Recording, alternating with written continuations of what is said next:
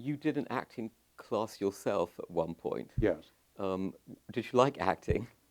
Uh, yes, but I wasn't taking it seriously. What it was, maybe because of the engineering background, when I became a director, it seemed to me that I learned to work with the camera, with editing, and with that very quickly and very easily.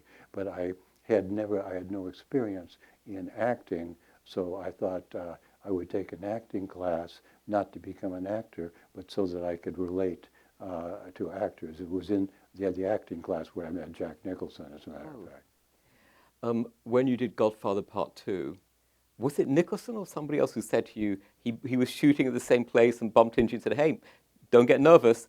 Your whole career rests on this moment. What happened was this. We were all on the Senate Crime Committee, and on my sets, you don't have many lights. But Francis had this, this huge budget, and there was lights everywhere. It was blinding. And on the first take, the assistant director said, roll them. Francis said, action. And as soon as Francis said action, a voice boomed out of all this light. And he said, he said, what did he say? Don't get nervous, Raj, but your entire career in Hollywood depends on how you say these lines.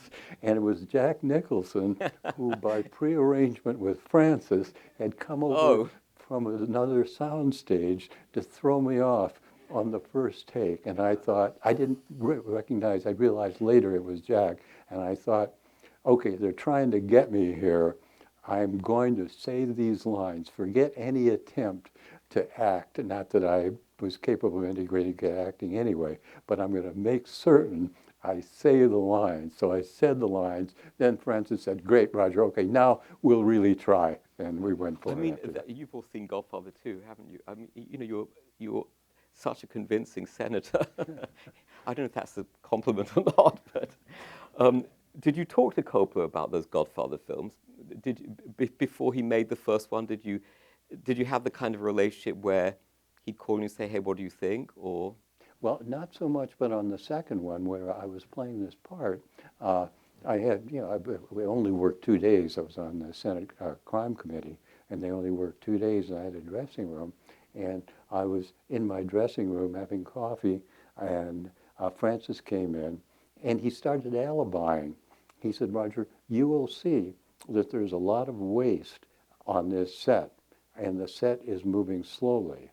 I could move this set faster, and I could eliminate the waste, but that's not my job.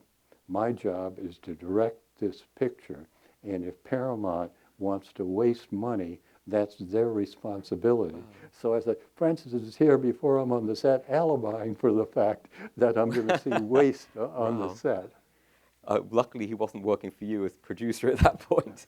Well, actually, what happened after, it was very strange. Everybody on the Senate Crime Committee was either a writer, a director, or a producer, except one guy who was a running character in it, who was a friend of Francis. And Francis took us to lunch the first day, and Bill Bowers, was a good comedy writer, asked the question, Francis, how did you pick us? None of us are actors.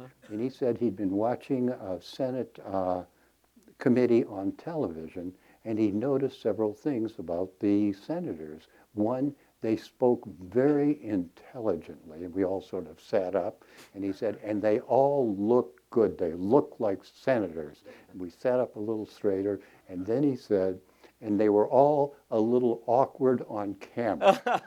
And I thought, that is brilliant casting. First, it's a joke, but it's brilliant casting. He cast guys who were writers, directors, and producers. So we all... Who else? Who were the others? Do you remember who the others were? I just remember Bill Bowers. Phil Feldman was a producer. Bill Bowers was a comedy director, a comedy writer-director. And I just remember those two. Anyway, what he had done, he'd pick guys who kind of looked okay.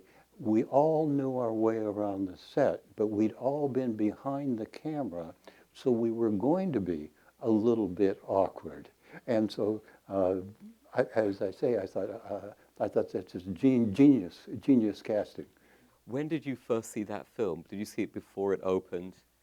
Did he show it to you privately? Yes, he had a private screening, and you know, I think I had 2 or 3 lines. All I can say is I could see Pacino was a bad guy when he came in the room. When you did see it, did you think, "Oh my God, this is a masterpiece," or did that feeling come later? No, I thought it was brilliant. I thought it was better than the first Yeah. one. I thought the first one was very good, the second one was brilliant, and the third one fell off a little bit, but I thought he got the first two were two classic films.